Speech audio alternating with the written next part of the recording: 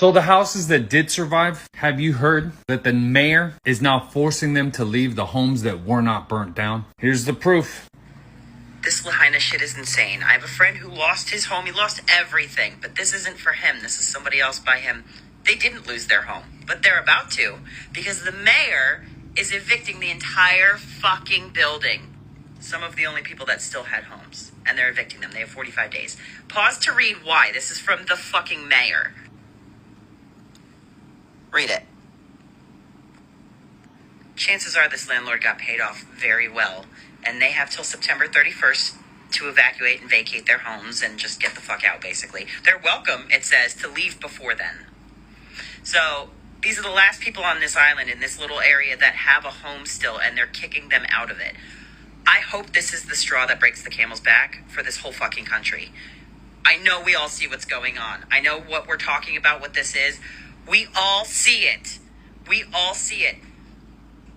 This is just proof. I'm fucking... So what it says is that they're going to make it a command center, the apartment that survived. This particular one. So the people that pay their taxes, don't worry about having a home. The government needs your home. So go ahead, prop up a tent. You can be homeless as long as the chief is doing good and the mayor. Nobody really gives a shit about the people. Is that how this is really supposed to work? Is government telling the people to get the fuck out of their homes? Is this what really everything's come to and nobody's going to do anything? The town burnt down under very mysterious circumstances. You got the water turned off. You got police blocking the roads where all the cars were burnt, which is very suspicious. You got no sirens. You got the guy responsible for the no sirens saying he's clearly proud that he didn't siren, because then what? Then people would know there's a fire. You got melted metal, which doesn't happen in forest fires. And next to melted metal, you got standing umbrellas. You have the blockade of the supplies, you have the executive orders, and you have the governor, no joke. The governor is a keynote speaker for Agenda 2030. 100% wants to put out a mandate to make Hawaii 100% all electric. Smart city in Maui. They don't hide it.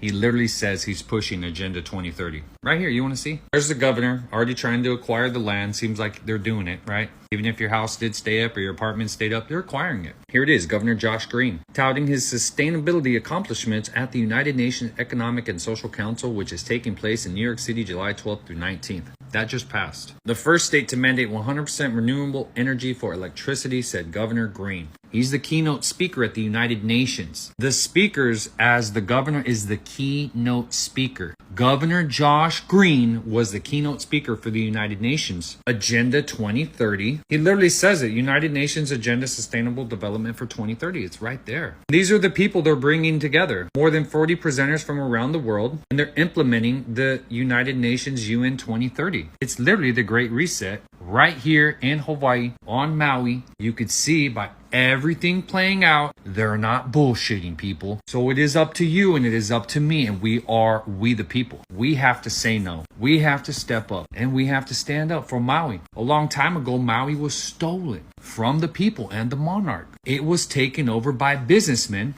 These businessmen were actually born. He was born here in Hawaii, but he came through Protestant missionaries. So missionaries, hate to tell everybody, a missionary who became a lawyer stole the land, used the military. A lot of people think the American government came over here and went and stole it.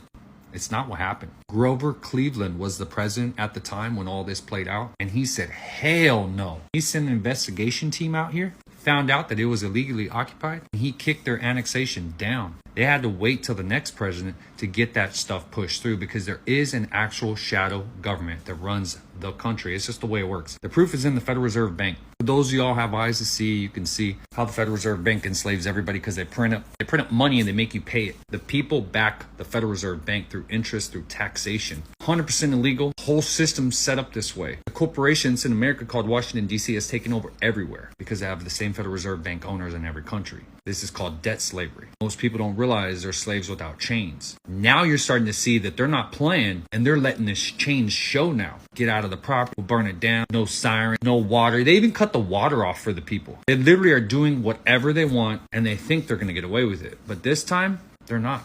It's going to stop right here. And what was stolen from the people, we the people, we didn't know what they were doing here, stealing the land. No. None of us knew what was really going on. But now this is our chance to stand up for our fellow man, to do what's right, and to prevent the corporation from stealing these natives' land. This is our job and our duty. It's why we're here, guys. It's why you're here. It's why I'm here. And let's be the damn change, guys, because if we let this stuff continue, then it never stops. Stay on top of it, educate yourself, get prepared, be ready to stand up, because there's no more fence straddling. If you've been on the fence just hoping and waiting it's going to all work out, it's not. It's going to wait for you to the moment you stand up and be the change. This isn't something that gets changed by the presidency, because I don't know if you've ever heard this. In history of all governments, if a right is ever stripped from its people, it has never been returned. And the fact that everybody saw, no matter if you like Trump or hate Trump, there's no way he lost to Brandon. Brandon didn't even campaign. He stayed in his basement. Brandon